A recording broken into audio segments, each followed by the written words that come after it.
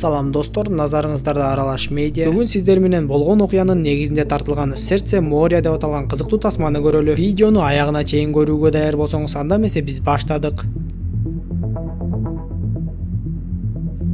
1850 жыл Герман Мелвилл аттуу жазуучу Томас Никерсон аттуу адамга келип, ага дароо эле бир канча суммадагы акча сунуштап, Эссекс деп аталган кит уулоочу кеменин тарыхын айтып берүүнү суранат. Том Никерсон болсо ошол Эссекс кемесинин кыйрашын көргөн, анын тарыхын жакшы билген эң акыркы адам эле. Бирок Никерсон Мелвиллге дароо эле орой жооп берип, ал сунушунан баш тартты. Ушул нерсе үчүн тээ алыстан келген Мелвилл дароо эле ачууланып сыртка чыгып баратса, аны Никерсондун аялы токтотуп, алардын финансылык абалы жакшы эмес болгондуктан дароо эле күйөөсүнө барып, бардык көргөн билгениңди айтып бер деп суранды. Никерсон болсо ал өткөн окуяны эстегенде эле өзүн жаман сезип кыйнала берет экен. Бирок акыры аялынын айтканына көнүп, жанагы жазуучуга бардыгын айтып бермекчи болду. Никерсон дароо эле сөзүн баштап, Никерсондун окуясы 1820-жылы Массачусетс штатындагы Нантукетте, арал шаарчасында башталат. Бул кезде адамзат азыркыдай күйүүчү май, мунай затты билишпейт эле. Ошондуктан ал кезде киттин майы күйүүчү май катары өнөр жайда эң олуттуу мааниге ээ болуп кеңири колдонулган. Кит уулоочу компания Эссекс кемесин киттин мунай соодасына катышуу үчүн жабдып, тажрыйбалуу кит аткыч Оуэн Чейзди чакырышып, капитандын жардамчысы кылып дайындамакчы болушат. Анда Чейз аларга силердин өткөндө берген убадаңар боюнча мен азыр капитан болушум керек эле го десе, компания жетекчилери ар кайсы шылтоону айтып, ушул жолкусунда бизге белгиленген көлөмдөгү киттин майын алып келип бер. Ошондо эмкисинде сен сөзсүз түрдө капитан болосуң деп айтышса, ачуусу келген Чейз аларга ишенбей, бул жолу кагаз жүзүндө аларга кол койдуруп алды. Ал эми кеменин капитаны кылып Джордж Поллардты дайындашат. Чейздин жубайы анын кайрадан кит уулоого кетип жатканын билип, анын боюнда бар болгондуктан, эгер сен кетсең көпкө чейин келбейсиң деп анын кетпөөсүн суранып, сен капитан болбосоң деле биз бактылуу жашайбыз деп айтса, Чейз ага көнбөй, мен капитан болушум керек, мен качан гана капитан болгондо экөөбүз бирге деңизде ээн эркин бактылуу жашайбыз деп койду. Ошентип Эссекс кемеси командасы менен кит уулоого жөнөштү. Бул кезде окуяны айтып берип жаткан Никерсондун кырчындай жаш кези эле. Ал дагы Эссекс кемесине жумушка алынып, команда менен бирге узак сапарга аттанды. Ошол жерден Чейз капитан Поллард менен таанышып, капитан Поллардтын ата бабалары бүт капитан болгондуктан, ал дароо эле кембагал үй бүлөдөн чыккан Чейзди кемсинткендей болду. Бир кезде кеменин парустары ачылбай калып, бир аз кысталыш абал жаралганда, ал дароо эле жогоруга чыгып жетип барып, парусту ачып, ага анча ишенбеген капитан Поллардга өзүнүн деңгээлин көрсөтүп койду окшойт. Бирок алардын сапарынын экинчи эле күнүндө аба ырайы тез бузулуп, катуу бороон келатты. Чейздин каршылыгына карабай капитан Поллард ансыз да кеч калып жатабыз деп, бороонго түз эле кирмей болуп, парустарды дайындагыла деп буйрук берди. Чоң толкундар кемеге бир топ эле кыйынчылыктарды жаратып, кеменин начар жабдылган жерлери кыйроого учурады. Кеме астын үстүн болордо Чейз парустарды бошотуп, кемени сактап калды. Капитан Поллард эми гана эсине келгендей, биз артка кайтып кемени оңдоп түзөөдөн өткөрүшүбүз керек десе, Чейз ага каршы чыгып, эми ушунча болду, ушул жерден эле кеменин оңдоочу жерлерин оңдоп, жолубузду улай берели деп. Бирок капитан Поллард да ага көнгүсү келбей, экөөнүн ортосунда кайчы пикир пайда болду. Кандай болгон күндө да акыры көп ойлонгон капитан Поллард алдыны көздөй жүрө берүүнү туура көрдү окшойт. Ошентип жүрүп отуруп, алар бир жерден киттердин үйүрүнө да туш болушту. Команда кемеден кайыктарга түшүшүп,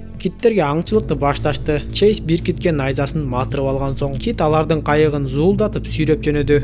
Адатта найза сайылгандан бир нече мүнөт өткөндөн соң кит өлүш керек эле. Бир кезде ал кит тик ылдый сүзүп кирип кетти. Эми алардын арканы ылдыйды көздөй чубалып кете баштады. Алардын арканы дээрлик түгөнгөнү калып, бирок акыры кит сүзүүсүн токтотуп, анын өлүк денеси суу үстүндө калкып чыкты. Китти кемеге алып келишип, эң биринчиден эле анын майын ала башташты. Майын алып жатышып, акыры батпай калышып, адамдардын эң кичинеси керек болду. Анда Чейз ал жердеги эң кичине Никерсонду киттин ичине кирүүгө мажбурлады. Ошентип Никерсон киттин ичине эң алгачкы жолу кирди. Андан аркы 2-3 айда алардын такыр эле жолу болбой, киттерди чанда эле таап калышты. Өздөрүнө керектүү нерселерди алыш үчүн кургактыкка чыгышты. Ал жерден испандык бир капитанга жолугушуп, анын кемеси кыйрап калганын билишет. Ал капитандан окуянын чоо жайын сурашканда, ал капитан биз батышка сүздүк, сүзгөндө да абдан узак сүздүк. Эч бир кеме анчалык алыс сүзбөсө керек. Ошол жактан киттердин чоң үйүрүн таптык. Бирок алардын ичинде эң чоң бир ак кит бар экен. Ал биздин кеменин ташталканын чыгарып, 6 адамдын өмүрүн алды десе, капитан Поллардтын командасы ошол тарапка сүзүүнү эп көрүп, бирок эч кимиси жанагы кемени талкалап салган чоң ак китке ишенген жок. Батышты көздөй узак жол жүргөндөн кийин күндөрдүн биринде көптөгөн киттердин үйүрүнө туш келишти. Кайыктарга түшүшүп, кайрадан киттерге чабуулду башташты. Анан да ал жерде киттердин ушунчалык көп экенин байкашты. Мына эми Кудай бизге берди го деп турганда, Чейз баштап келген команданын кайыгы катуу силкинип, адамдардын баардыгы сууга ыргып кетишти. Ошол жерден калдайган чоң киттин куйругун көрүп, таң калып эле туруп калышты. башташты. Бул кезде капитан Поллард баштаган команда киттерге чабуулду улантууда. Чейстин командасы кыйраган кайыкты кемеге жеткиришип оңдоп башташты. Ошол кезде жанагы денеси агала болгон башка киттерден бир кыйла чоң жана башкалардан караганда өзгөчө ойлонгон кит кемени көздөй сүзүп баратты. Кемеде катуу силкинүү жаралып, Чейсти дароо эле кеменин төмөнкү тарабына чакырышты.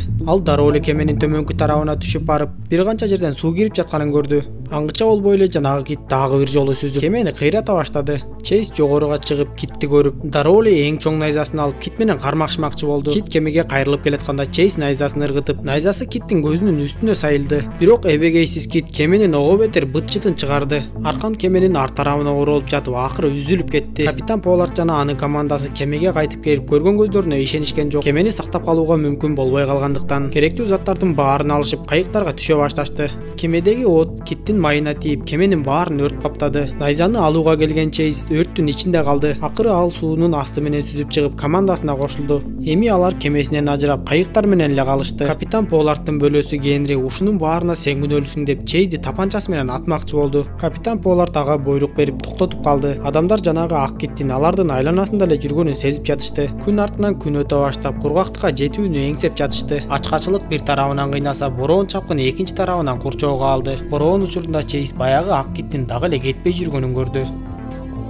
Арадан айлар өтүп, команданын азык-түлүктөрү таакыр түгөнүп, адамдар кемесин да, киттерди да унутуп, бир гана аман-эсен кургактыкка чыгууну эңсеп калышты. Акыры аларга кургактык көрүнүп, баардыгы сүйүнүшүп, калактарын шилтеп ошол тарапка жөнөгөндө, Чейз бир нерсени байкап, баягы кит келатат деп кыйкырып, найзасын даярдап калды. Ал китти Чейзден башка эч ким көргөн жок, бирок бир кезде чындап эле кит пайда болуп, кайыктарды кыйратып кетти. Адамдар жанагы аралдын жээктерине чыгышып, ал жердеги куштардын жумурткаларын жей башташты. Жээктеги крабтарды жана балыктарды жешип бир аз тоюнуп калышты окшойт. Ошону менен катар ичкенге да бир аз таза суу табышып, андан соң гана алар аралдын аябай эле кичинекей экенин, анан да жансыз экенин билишти. Кайыктардын калдыктарын чогултуп жээкке чыгарышкандан кийин Чейз бир үңкүргө кирип, ал жактан көптөгөн адамдардын сөөгүттөрүн тапты. Чейз дароо эле командасын чакырып, эч кимден жардам келет деп күткөнгө болбойт. Бул адамдар да качандыр бир кезде жардам күтүп отурушуп өлүп кетишкен. Эгер бул жакта калсак, бул жансыз аралдагы куштардын жумурткаларын бат эле жеп түгөтөбүз. Ошондуктан кайыктарды тезирээк оңоп, бул жактан кеткенибиз оң болот деп командасын көндүргөндөй болду. Ошентип кайыктарды оңдоп түзөгөндөн кийин деңизге чыкмай болушту.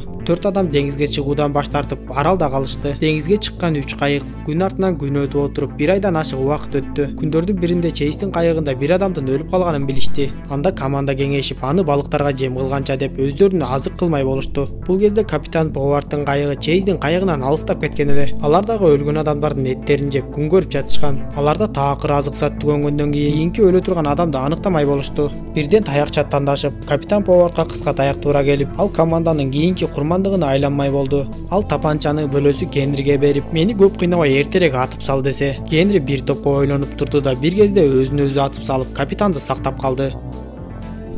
Арадан дагы бир топ күндөр өтүп, капитан Поллард менен Чейздин кайыктары кайрадан бири-бирин тапты. Поллард Чейзден 3-чү кайык кайда деп сураса, Чейз 3-чү кайыктын көптөн бери көрбөгөнүн, ал дайынсыз жоголгонун айтты. Ошол кезде ал жерде баягы ак кит пайда болду. Ал суунун үстүндө оонап жаткандай түр көрсөттү. Чейз кайрадан найзасын даярдап калды. Ак кит аларды көзөй сүзүп келе жатканда, капитан Поллард Чейзге эртерээк сайып жибер деп кыйкырып жатты. Кит алардын жанынан сүзүп өтүп, бирок Чейз дагы эле найзасын ыргытпай турат. Чейз ыңгайлуу учурду күтүп жатканда, кит алардын жанына чейин келди. Ошондо Чейз киттин көзүнүн үстүндө сайылган найза дагы эле сайылып жүргөнүн көрүп, бул жолу аны сайгандан баш тартып, найзасын ылдый түшүрдү. Капитан Поллард эмнеге сайган жоксуң деп Чейзге кыйкырып жатты. Кит болсо куйругун суу үстүнө көтөрүп, ошол бойдон жок болду. Аралдан чыккандан кийин 87 күн өтүп бара жаткан кемедегилер капитан Полларддын кайыгын байкап калды. Бул кезде капитан Полларддын кайыгынан бир топ эле алыстап кеткен Чейздин кайыгы дагы эле мелтиреген деңиз үстүндө жүрүшөт. Бирок алар дагы 4-5 күндүн ичинде өтүп бара жаткан кемеге туш болушту. Дагы 2-3 ай өткөндөн кийин акырындык менен Никерсон менен Чейз өздөрү жашаган аймакка үйлөрүнө да жетип алышты. Чейз жубайы менен жолугуп, бул кезде анын кызы да төрөлүп чоңоюп калган экен. Нантукетте компания жетекчилери Чейз менен Полларддын ак кит жөнүндө айткан сөздөрүнө эч эле ишенишпей, алар эле эмес баардык адамдар ишенишкен жок. Жетекчилер компаниянын аброюн коргоо үчүн сотто болгон нерселердин баарын жашырып, кеме суу толкунунан улам кыйрап калды деп түшүндүргүлө дешсе, Поллард да жетекчилердин сөзүн сүйлөп ошондой кылуу керек экендигин айтат. Жетекчилердин эптеп эле акчаларын сактап калгылары келип жатканын, алардын ушунчалык эки жүздүүлүгүн, баардыгы саясатташып кеткенин көргөн Чейз компаниядан биротоло чыгып кетип калды. Жетекчилердин сөзүнөн чыга албаган капитан Поллард көпкө ойлонуп акыры сотко барганда ак кит жөнүндө чындыкты айтып салды. Ошентип Никерсон окуясын аягына чыгарып, кийин капитан Поллард атайын экспедиция менен ак китти издеп барганын, бирок аны таакыр эле таба албай койгонун, ал эми Чейз болсо кит кармоону таштап, бирок деңизде жүрүүнү улантып өзүнүн соода кемесине капитан болгонун айтат. Ошентип Никерсон окуясын жыйынтыктап, Мелвилл болсо анын баарын жазып алды. Мелвилл ага рахматын айтып чыгып жөнөгөндө, Никерсон андан: мен жакында бир сөз уктум. Бир адам жерди казып жатып күйүүчү май таап алыптыр. Жерден да май чыкмак беле, сен ушуга ишенесиңби десе, Мелвилл Никерсонго карап: ал жөнүндө мен да уккам, бирок чын же калп экенин билбейм деп койду. Тасма ушундайча аягына чыгат достор. Өзүңүздөр жакшы билгендей, азыркы заманды күйүүчү майсыз, мунайсыз элестете албайбыз. Эгер ошол кезде адамдар жерден мунайды таап, өздөштүрүп иштете баштабаганда, киттер толугу менен кырылып, тукум курут болуп кетүү коркунучу болгон. Ал эми жазуучу кийинчерээк Никерсондун баянынын негизинде Моби Дик аттуу романы жазылып, басылып чыккан. Видео жаккан болсо мага жакты белгисин басып, каналга катталып коюңуз. Сиз үчүн 1 секунд болсо биз үчүн мээнетти талап кылат. Анда эмесе достор, дагы бир кызыктуу тасмадан жолугушканча саламатта болуңуздар.